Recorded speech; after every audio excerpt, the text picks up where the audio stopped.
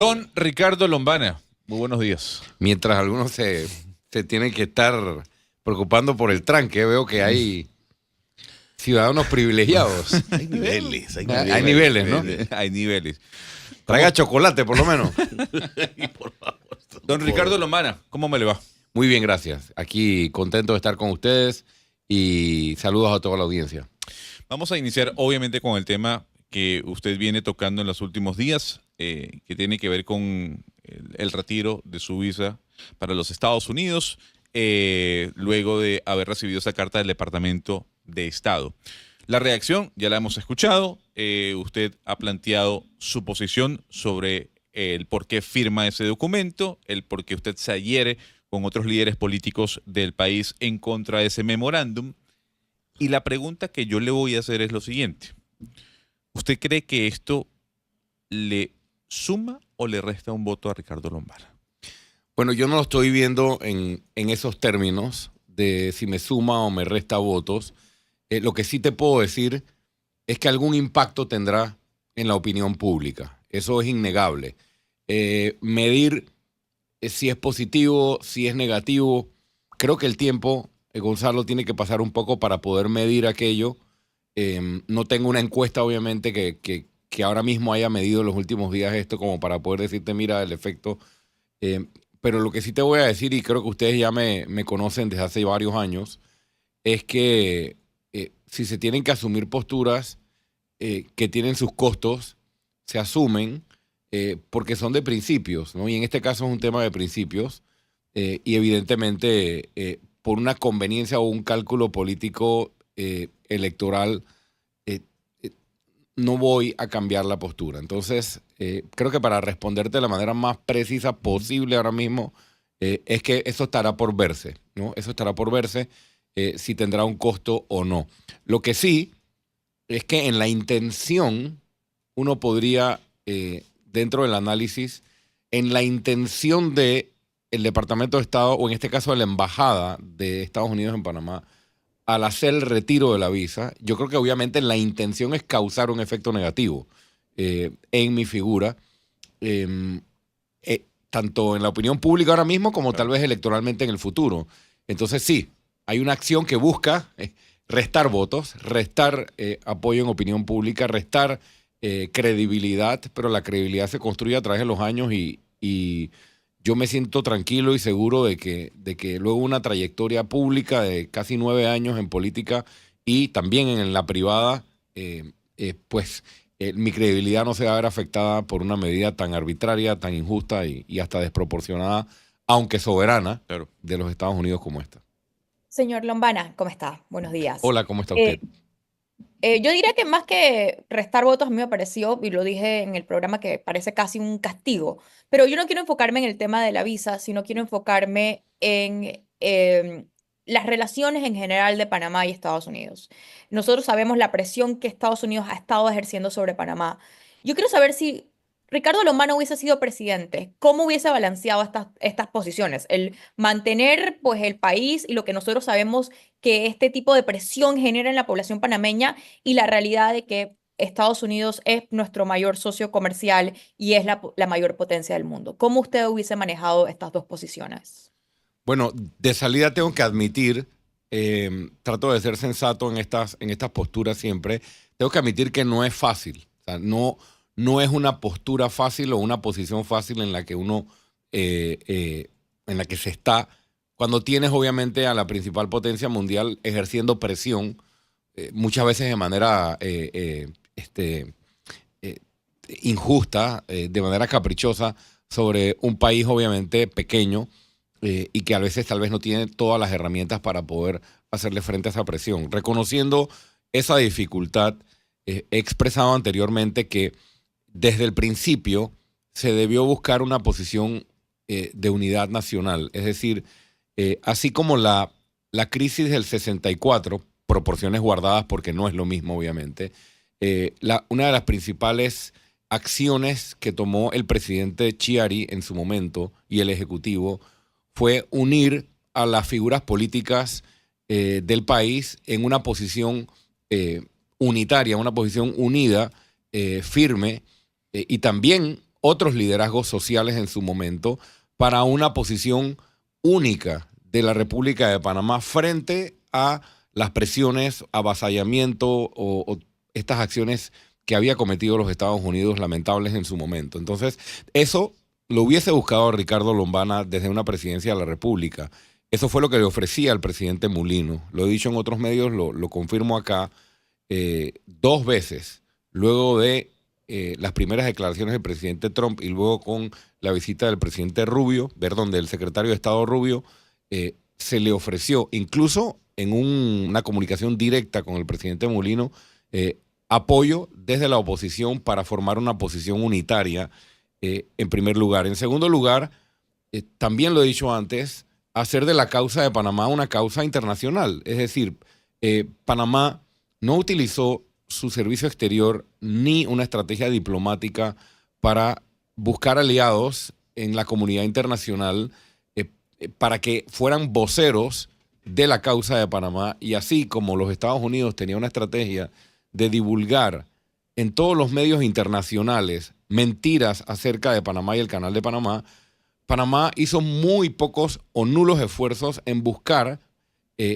titulares y buscar piezas de opinión y buscar influir en la opinión pública internacional a través de todos los embajadores y diplomáticos que tenemos a nivel mundial, que han podido ser visitados no necesariamente por nuestro canciller, pero sí por nuestros embajadores, y allí la importancia de un servicio exterior robusto.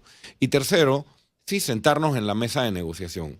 En ningún momento uno puede pensar que uno no se va a sentar a negociar y que va a recibir las presiones, pero hay que sentarse a negociar desde la mejor posición de negociación que tú puedas tener, y pensamos, aquí sí, una crítica al gobierno, que ha sido demasiado complaciente. Tan complaciente que el embajador llega a Panamá y llegandito, como se dice, y teniendo pocos días aquí, lo vemos cometiendo una serie de errores y una serie de injerencias que incluso generan un regaño por parte del presidente Mulino. Es decir, el propio presidente Mulino está viendo cómo se están pasando de la raya y ha tenido que alzar su voz públicamente frente a las acciones del principal representante de los Estados Unidos en Panamá. Entonces, Señor Lomana, quiero nada más acotar antes que sigamos expandiéndonos en el tema, pero quiero llegar a un punto que usted acaba de decir, y es, usted pone la comparación de los 60 y la posición unitaria que tuvo el país frente en ese momento a Estados Unidos.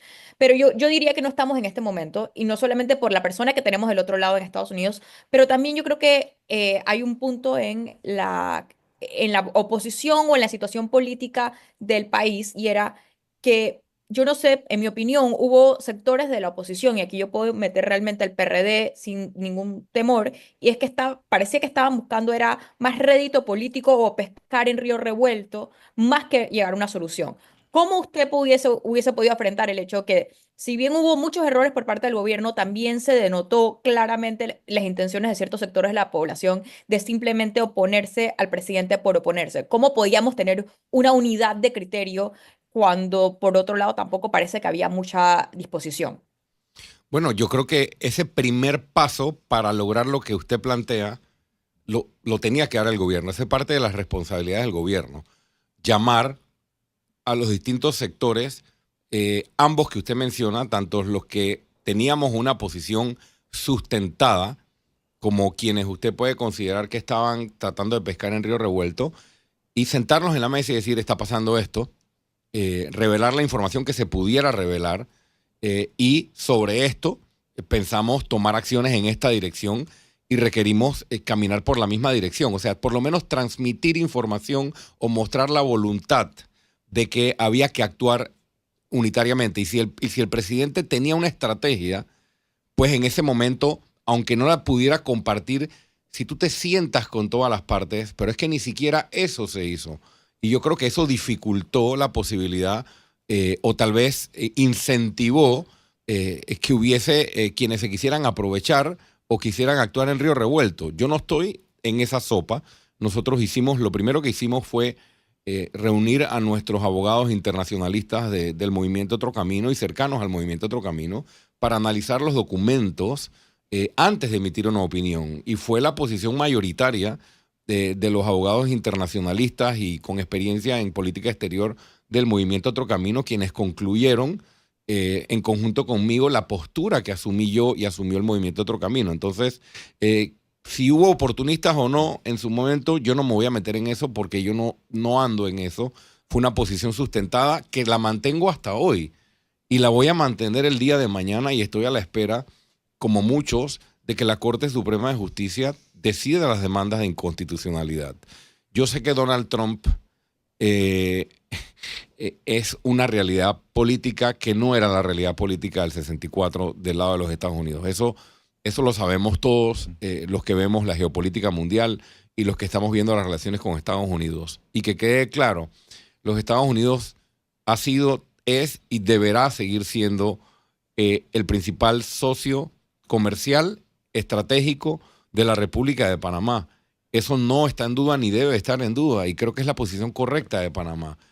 Pero de allí a que los Estados Unidos quiera dictar con qué países Panamá puede tener relaciones diplomáticas y tratar de presionarnos basados en una campaña de mentiras internacionales sobre supuesta presencia china y control chino en Panamá, yo creo que hay que poner una raya, ¿no? Y esa es la posición que nosotros hemos asumido y veremos cómo se desarrolla esto de aquí para adelante, porque mire por dónde va el conflicto mundial. Ustedes venían hablando de eso. No me voy a extender, solamente voy a decir esto.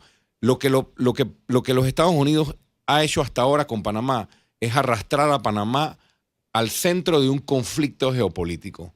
En el medio de los Estados Unidos y China, en medio, valga la redundancia, de gran tensión que existe ahora mismo ante la amenaza de un conflicto bélico que puede pasar a mayores o seguir creciendo, seguir complicándose. ¿Qué necesidad Panamá o qué necesidad tenemos nosotros de ser arrastrados por los Estados Unidos a ser una pieza dentro de este conflicto? Yo creo que eso es parte de la política exterior y de lo que Panamá debería luchar. Defender la neutralidad del canal es defender la paz y buscar la paz de los panameños. Claro. Entonces yo creo que en esa dirección debería centrarse el gobierno. A ver, don Ricardo, voy a hacer un pequeño editorial.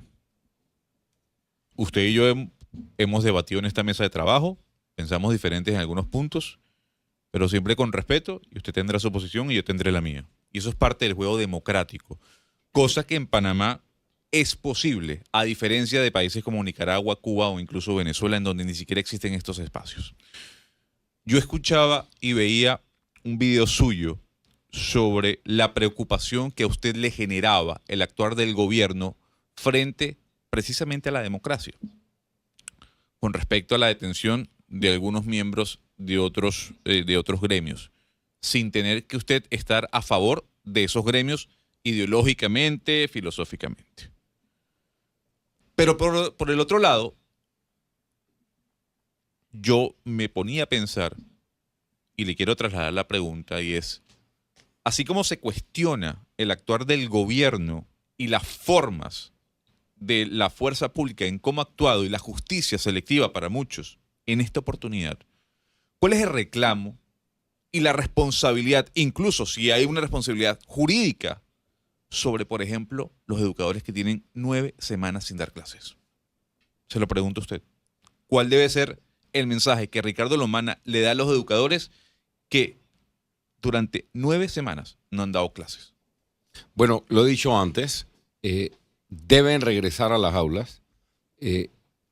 Los niños, nuestros jóvenes, tienen derecho, evidentemente, a recibir educación por parte del Estado, y eso requiere que los docentes estén en las aulas.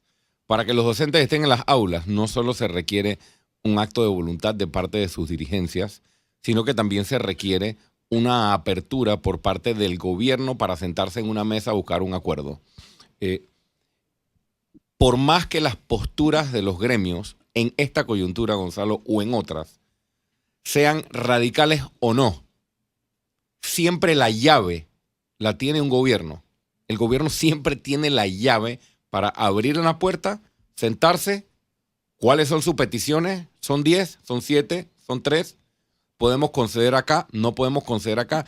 Y eso baja el conflicto. Pero inmediatamente. Pero ahí me le meto. Pero déjeme terminar la respuesta. No, esa llave la tiene el gobierno y la han tenido siempre los gobiernos. Entonces, sí, por supuesto que tienen una responsabilidad para contestar directamente tu pregunta, y la responsabilidad es dar clases y volver a las aulas. Eso se hubiera facilitado con una postura, me parece a mí, mucho más abierta del gobierno con respecto a sentarse en la mesa, que fue negada por muchas semanas de manera consecutiva. Y bueno, están ocurriendo algunas cosas en estos días. Y espero que pronto haya humo blanco sobre esta situación. Pero sobre la base en la que empezaste tu pregunta, también quiero decir algo. Esa postura que yo asumí en su momento, cuando fueron detenidos algunos dirigentes sindicales, y que apunté al riesgo democrático, al riesgo de la democracia, y apunté a la justicia selectiva, y apunté a las malas formas que se estaban manejando, fui criticado por muchos. ¿Por qué? Porque algunos interpretaron que yo salía en defensa de una organización, en este caso, que ha causado mucho caos en este país, como el Suntrax. Volviendo a lo que me preguntaste al principio de la intervención, de si uno anda calculando votos o no anda calculando votos. Créeme que lo pensé mucho en ese momento, porque yo dije, la gente va a interpretar o va a pensar que yo estoy defendiendo al Suntrax.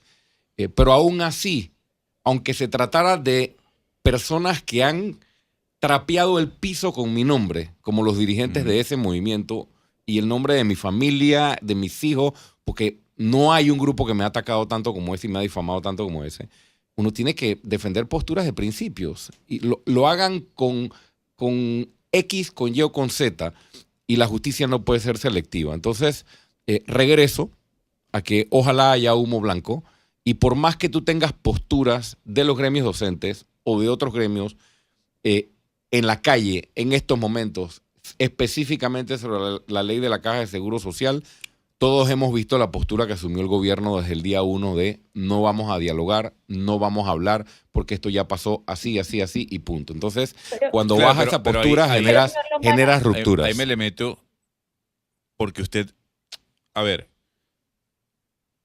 conociendo su trayectoria, conociendo cómo usted es digamos, en el cotidianismo político, a Ricardo Lomana no se le puede negar que es un hombre de posiciones fuertes y claras, así como muy pocos políticos hay.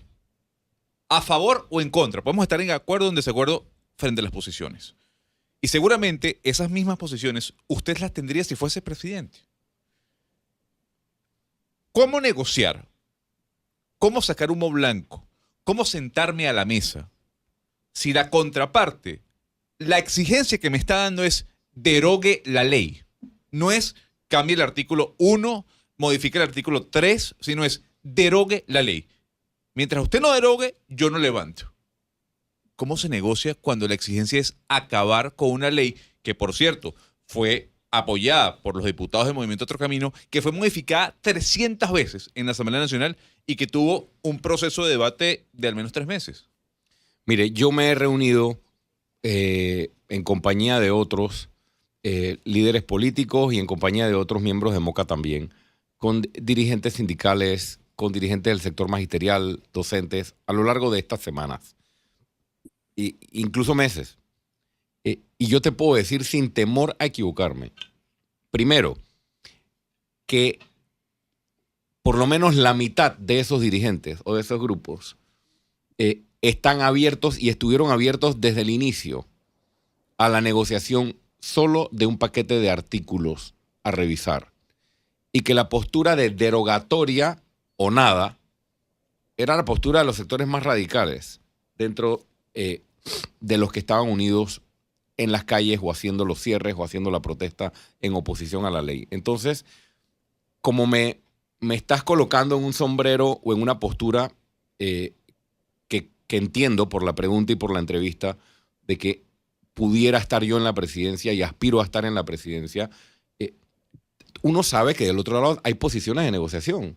Y para mí, mi interpretación siempre fue que derogatoria o nada era una postura de negociación. O sea, tú te estás sentando en la mesa, ok, antes de sentarme, mi postura es el extremo negro y el gobierno el extremo blanco. Entonces, cuando tú tienes posturas extremas de negociación, tienes que tener mano izquierda, mano derecha, cintura, buenos negociadores para buscar las soluciones o las puertas de salida. Yo te digo, sin temor a equivocarme, que por lo que yo he hablado con dirigentes en reuniones, la postura de derogatoria no era la postura de todos. Había un paquete. Es más, cuando nosotros presentamos aquella carta al presidente de la República, que la presentaron 5 diputados, pidiendo que se incluyeran las sesiones extraordinarias, un paquete de artículos, nosotros le preguntamos, antes de redactar esa carta, a los gremios, cuáles son los artículos sensitivos que estarían en una negociación. Y ellos nos proporcionaron un listado de artículos y nos demostraron en una reunión que había un grupo importante que no estaba en la postura de derogatoria o muerte, o derogatoria o nada. Y un comentario más: cuando tú eres gobierno, tú pones el ejemplo, Gonzalo, de cómo yo me siento a negociar con un grupo que dice derogatoria o no me siento. Bueno, uno también tiene que ponerse del otro lado cuando es presidente.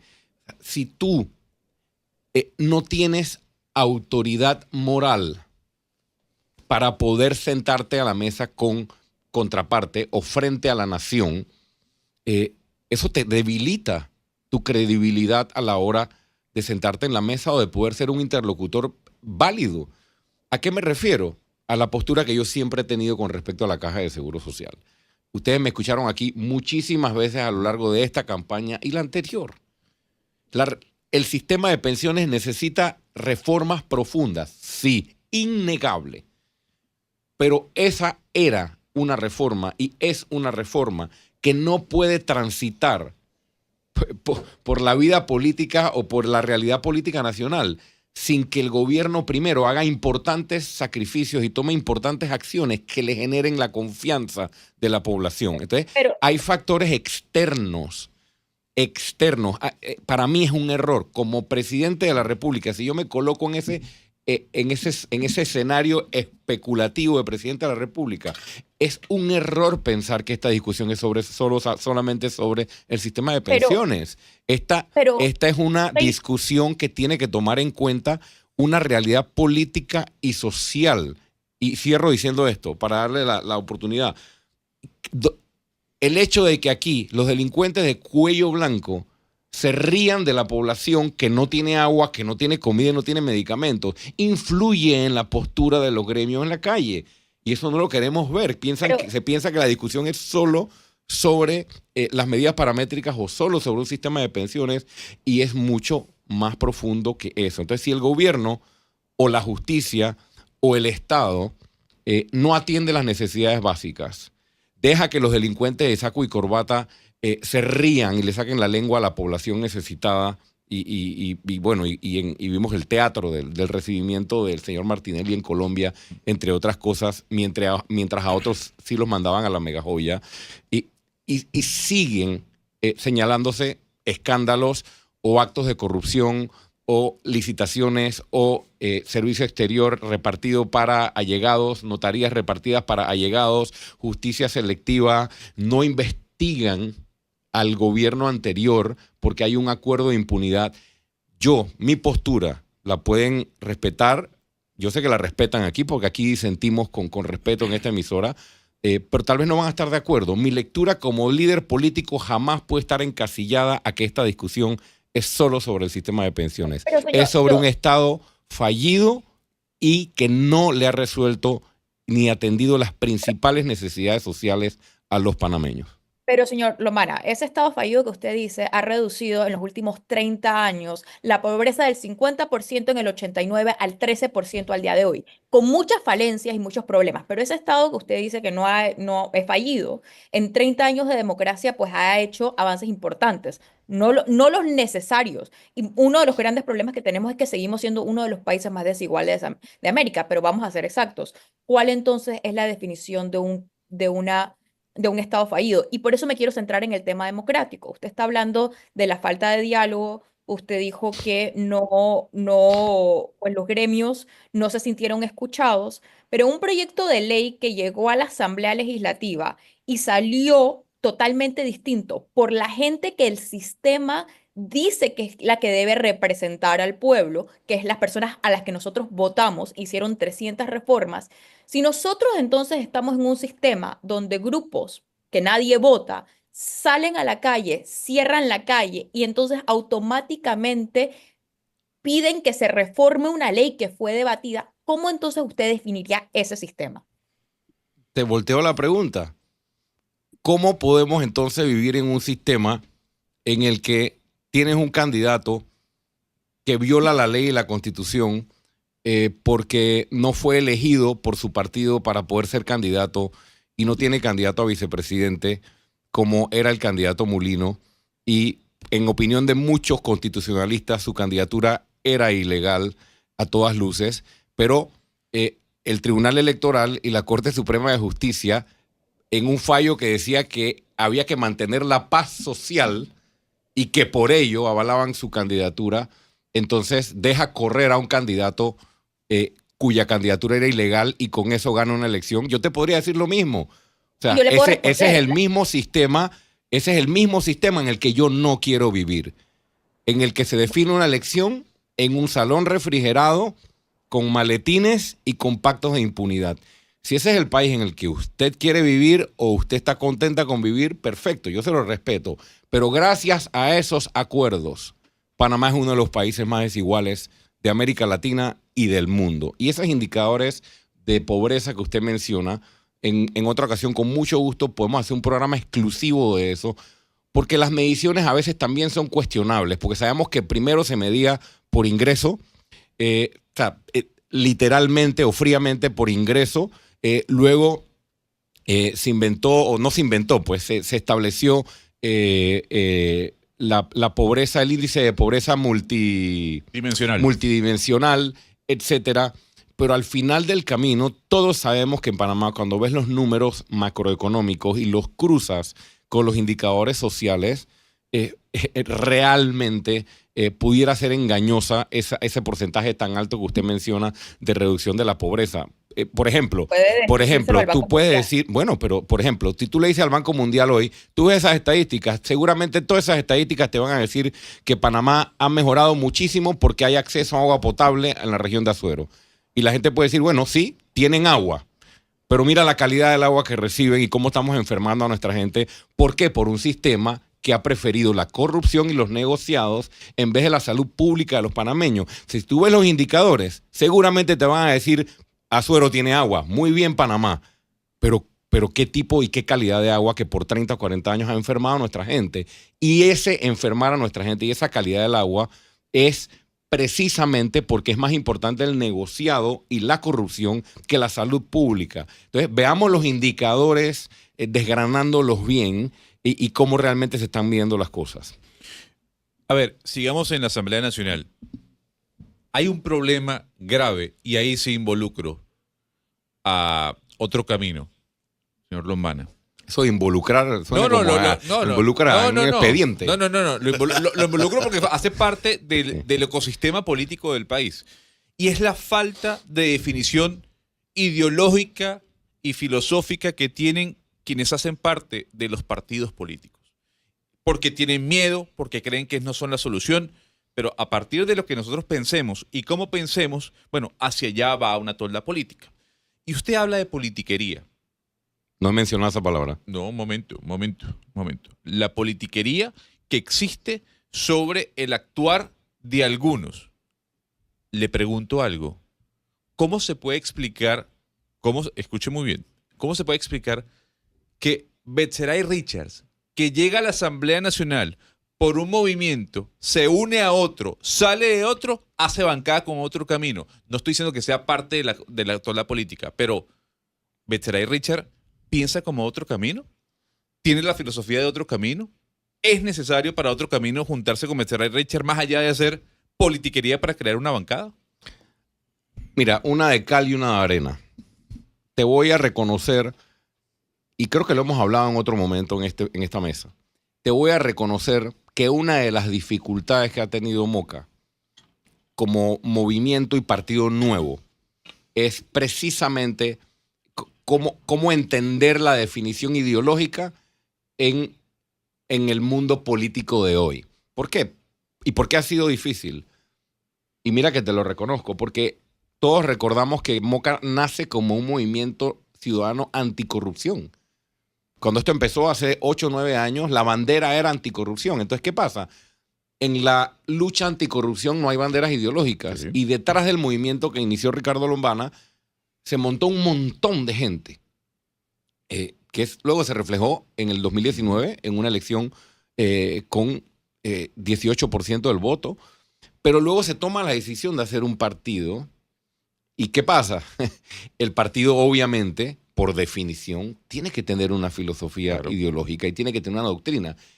Y mira lo difícil que nos ha sido, porque ¿qué pasa? En el tema de la Caja de Seguro Social, en el tema de la mina y en muchos otros temas, hay distintas corrientes dentro del partido, muchas veces contrapuestas, y no ha sido fácil para Moca entrar en ese cajón de la definición ideológica pura y dura, como quien dice, esta es nuestra ideología, en esto es que creemos, el que está y el que no que se vaya.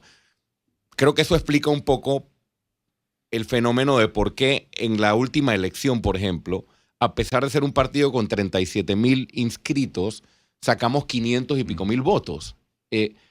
Eso no es porque 500 y pico mil personas piensan como Moca, sino que se colocaron detrás tal vez de los planteamientos ideológicos, programáticos, posturas, propuestas y visión que había tenido tanto mi persona en mi carrera política como muchos de los miembros de Moca. Dicho eso, en lo que sí reconozco que tal vez es una tarea pendiente que tenemos y lo hemos discutido internamente, paso a lo segundo que mencionaste. El partido, Moca, y los 3 diputados que están en la Asamblea, que ya de por sí tienen su particularidad, porque son 2 miembros de Moca y Ernesto Cedeño, que es independiente, postulado por Moca, tenía la intención de crear bancada desde el día 1, el año pasado. No se logró el 1 de julio de 2024 y ahora seguía ese interés de crear bancada y se vio la posibilidad de crear bancada con Betseray Richards. Sí nos sentamos. No te voy a decir que hicimos un cuestionario ideológico como para decir, bueno, pensamos igual en todos estos temas, pero sí en temas básicos o en propuestas básicas que vamos a llevar a la Asamblea o que ellos van a través de sus curules a llevar a la Asamblea. Y ese acuerdo básico satisfizo, al menos para mí y al menos para el Movimiento Otro Camino, que estábamos en la misma página. Por ejemplo, con respecto a temas de reforma de reglamento interno de la Asamblea, con respecto a reducción de planilla y eliminación de contratos y privilegios en la Asamblea, y en cuanto a fiscalización del órgano ejecutivo desde la Asamblea Nacional, para mencionarte al menos 3 temas principales. Es decir, un acuerdo puntual, sin haber tenido que entrar tal vez en Betseray Richard piensa como Moca. Bueno, yo te mentiría si te digo que sí al 100%, porque no le vamos a poner los ganchos a todos los puntos. Y sí, yo creo que en política uno tiene siempre que decir la verdad. ¿Le conviene al Moca tener bancada? Sí. Entonces, ¿es una decisión porque nos conviene? Por supuesto que es una decisión Pero eso no es porque nos conviene. politiquería. No. ¿Pero por qué ¿Qué no? principio hemos violado? No, a ver, no es ninguno, doctor Lombana. Es que no Y es decir, ninguno. perdón, Gonzalo, y decir que Betseray, y no es que voy a defender ahora esto, pero yo hice todo ese tránsito de ser el pelado de la mochila, el movimiento independiente que participó exitosamente en una elección, la conversión en un partido político y ahora ya yo pasé ese tránsito. ¿A qué me refiero? Betseray Richard no ha pertenecido a ninguna organización. Betseray Richard sí estuvo vinculado con Movin, estuvo vinculado con Vamos, pero Movin no es un partido ni es una organización formal, ni creo que nunca lo fue.